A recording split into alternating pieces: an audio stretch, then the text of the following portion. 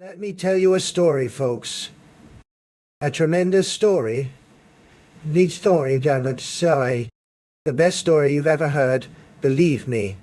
This happened last Tuesday. Well, it was supposed to be last Tuesday, but things got complicated. Very complicated. But also very tremendous.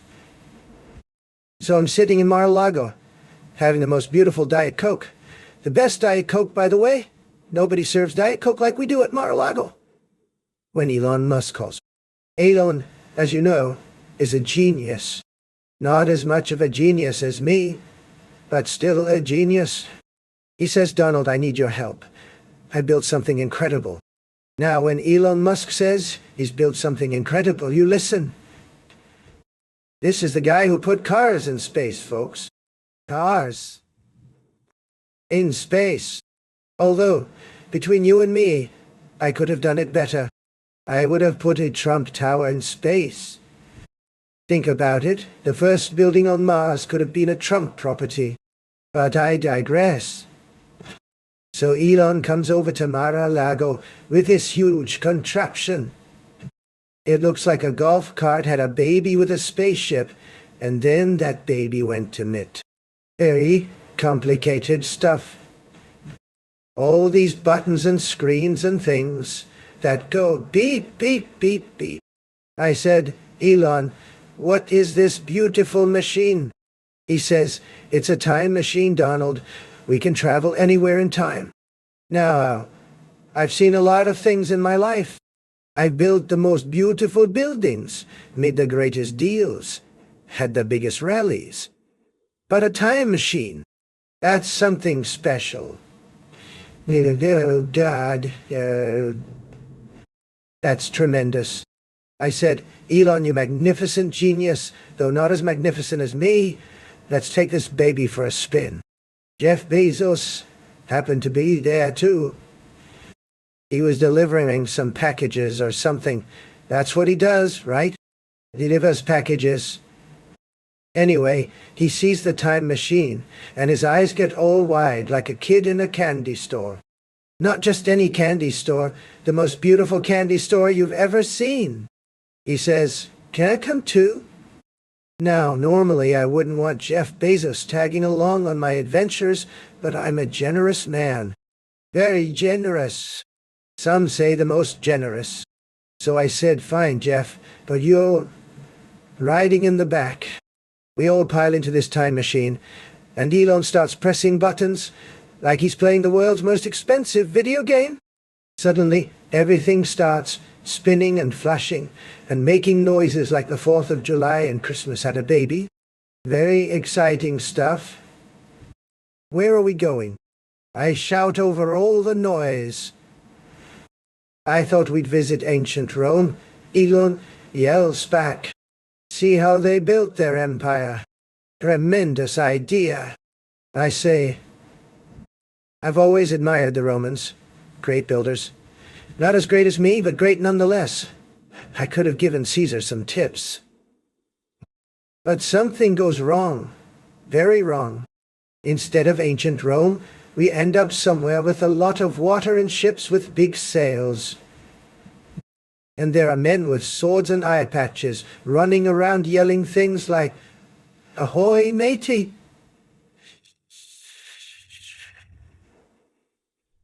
And shiver me timbers.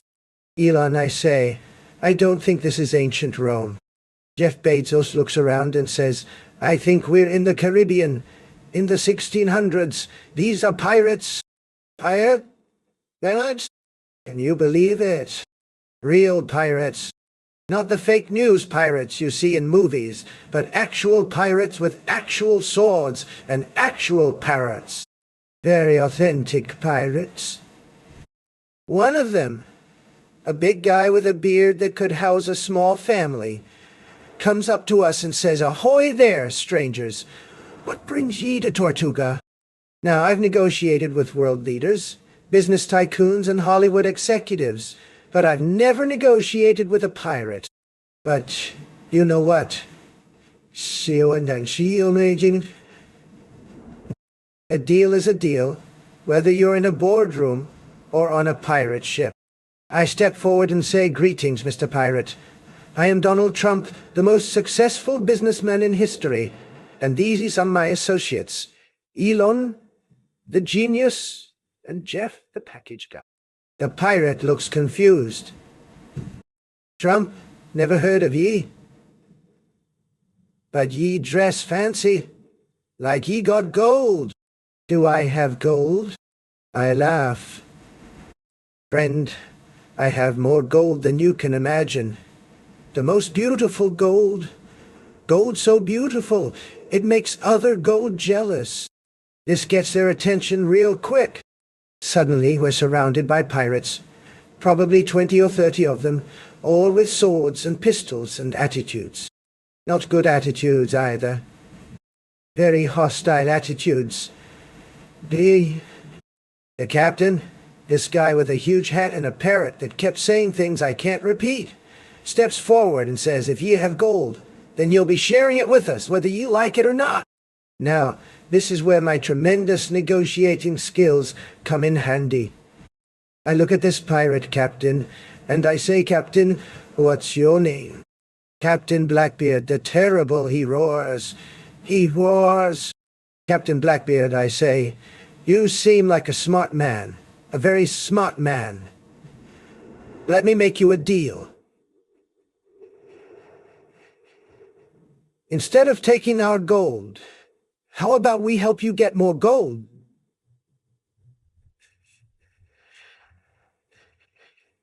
"Than you've ever dreamed of?" Elon whispers to me, "Donald, what are you doing?" "Trust me," I whisper back. "I've got this." Blackbeard looks interested. "More gold, you say? How much more?" "The most gold," I tell him. "So much gold you'll need a bigger ship?" "The biggest ship? We're talking about the treasure of the Spanish Armada here." His eyes light up like Christmas morning. The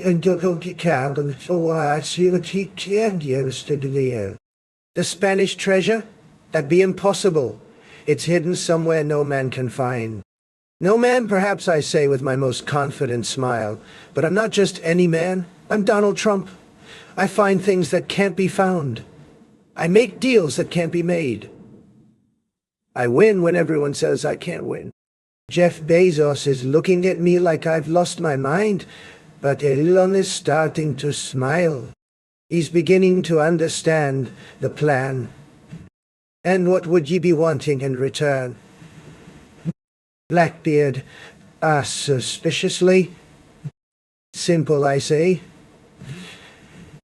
"We help you find the treasure. You give us safe passage back to our ship, and maybe we keep a small percentage." "Very small, like maybe 10%. "10%? Blackbeard roars. "That'd be highway robbery."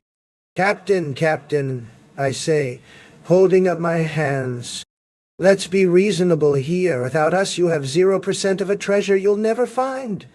With us you have 90% of the biggest treasure in the Caribbean. That's tremendous math. The best math. The best math." The pirates all start arguing among themselves, which gives Elon time to lean over and whisper, "Donald, please tell me you have a plan." "Of course I have a plan," I whisper back. "The best plan. It's tremendous." "What is it?" Jeff asks nervously.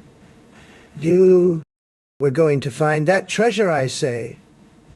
"But it doesn't exist." Jeff hisses. "It's a legend." Jeff, I say, shaking my head. "Nishio, Tawuchi, Wikado, Nachbaujiad, shaking my head." "You think too small? That's your problem? That's why Amazon only delivers packages instead of dreams." Meanwhile, Blackbeard has finished arguing with his crew. He turns back to us and says, "All right, Trump, we'll try your plan. But if ye be lying to us, we'll feed ye to the sharks." No lying, I assure him. Only winning, because that's what I do, I win. So now we're part of a pirate crew. Can you believe it? Me, Donald Trump, a pirate. I immediately start making improvements to their ship. Captain, I say this ship is nice, but it could be nicer. Much nicer. Where's the gold trim? Where are the marble countertops? This place needs a complete renovation. It'd be a pirate ship, not a palace. Blackbeard growls. He don't understand that. I dance and jet oxide and tennis that field. Why can't it be both? I ask. Think big, Captain. The most beautiful pirate ship on the seven seas. Other pirates would be so jealous. Elon, meanwhile, is trying to figure out how to fix the time machine while pretending to help with navigation. Jeff keeps complaining about everything. The food, the accommodations, the lack of Wi-Fi. There's no internet here, he keeps saying. Jeff, I tell him, this is 1673. They don't have internet. They don't even have electricity. Stop being such a downer. We sail for 3 days, and let me tell you, being a pirate is harder than it looks. There's a lot of rope pulling and sail adjusting and heave-hoing. Very physical work. Whoa, not really my style. I prefer boardrooms to boat rooms, but I'm adaptable. Very adaptable. So you easily short and you come on the couch. It's a big and the outside chat and silly kids over chat, but the octane chat in the Lord. On the third day, we spot another ship. A big Spanish galleon loaded with treasure. Real treasure. Not fake treasure, not fool's gold. Actual, genuine, tremendous treasure. There be our prize. Blackbeard shouts. Rusty Edon, K. Livingston.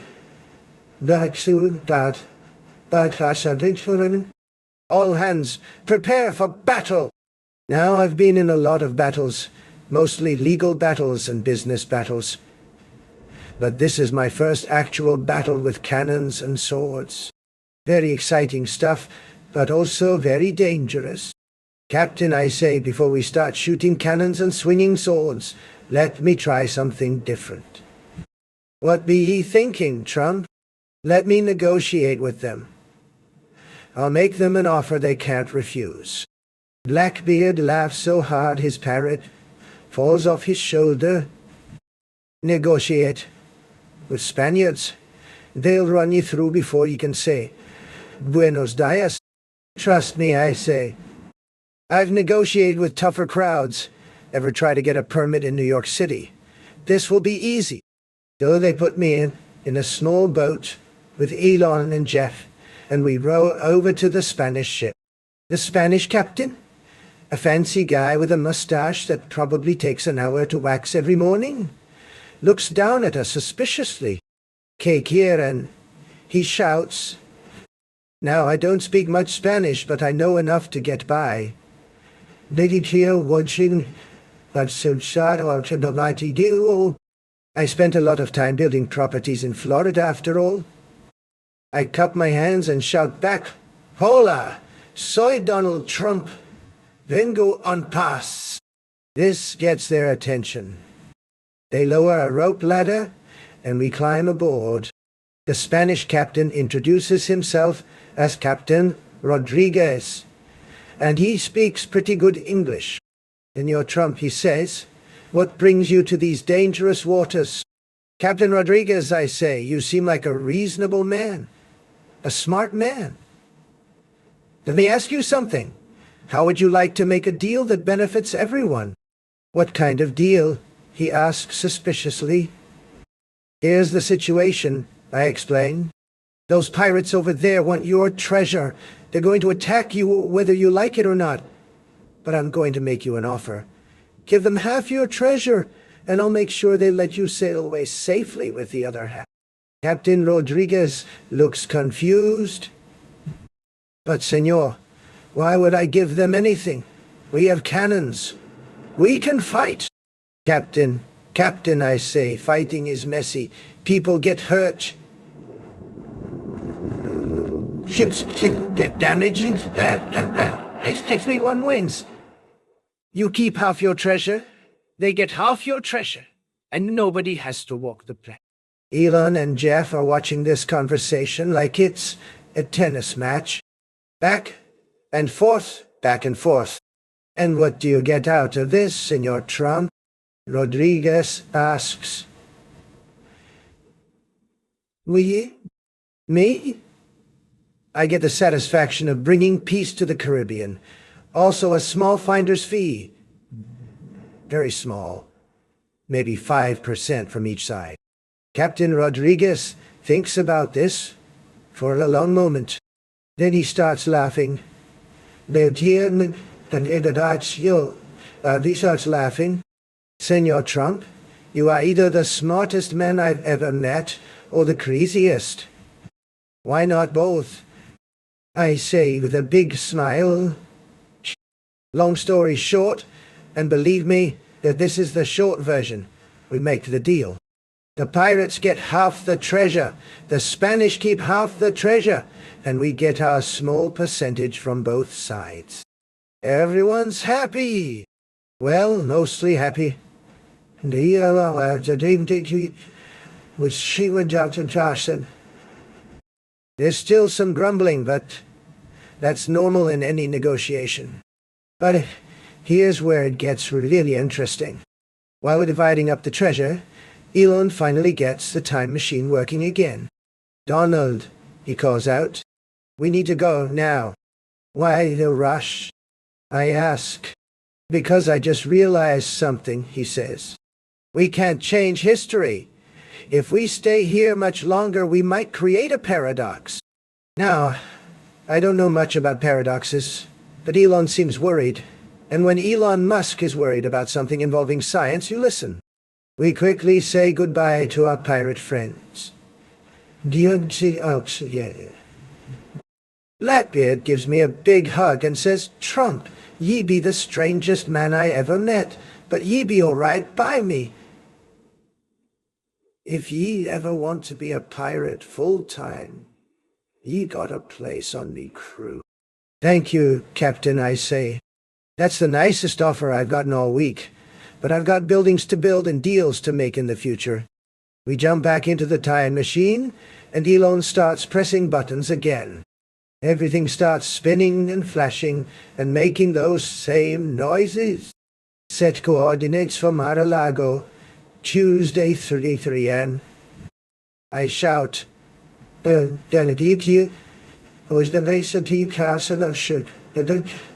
Tatler walked toward me. Already on it. Elon shouts back.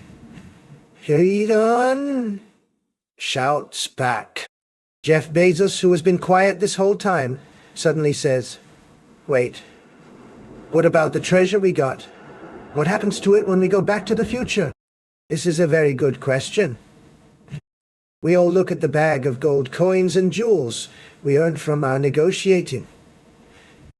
I guess we'll find out. I say, and then whoosh, we're back in Mar-a-Lago. Tuesday, 3 p.m., just like we planned. The time machine is sitting on my beautiful lawn, smoking a little bit, but otherwise fine. We all climb out, a little dizzy but very excited. What an adventure! The best adventure. Truly tremendous. Well, gentlemen, I say that was something special. Not everyone can say they've been pirates with Donald Trump. It was certainly unique. Elon agrees. I still don't have internet from the 1600s, Jeff complains. We're all laughing about our adventure when I notice something in my pocket. I reach in and pull out a gold coin. A real, authentic 17th century Spanish gold coin. Look at this, I say, holding it up. We brought something back.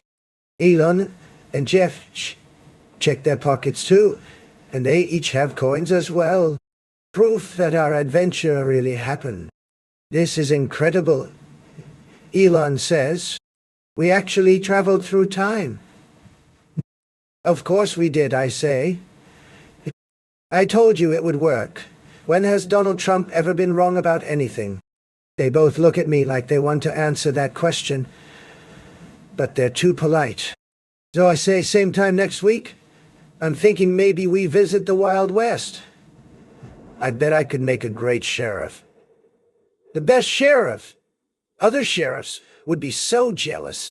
And that, folks, is the true story of how I became a pirate for 3 days and negotiated the greatest treasure deal in Caribbean history. Not many people can say they've done that. Actually, probably nobody can say they've done that, because it was a tremendous, one-of-a-kind adventure. The coin is now sitting on my desk at Mar-a-Lago, right next to my beautiful Diet Coke. Every time I look at it, I remember our incredible journey. And who knows, maybe next time we'll visit ancient Egypt. I bet I could have given them some great ideas for building pyramids. Mine would have been bigger, more beautiful, and probably would have had my name on them. But that's a story for another day, folks. A tremendous story for another tremendous day.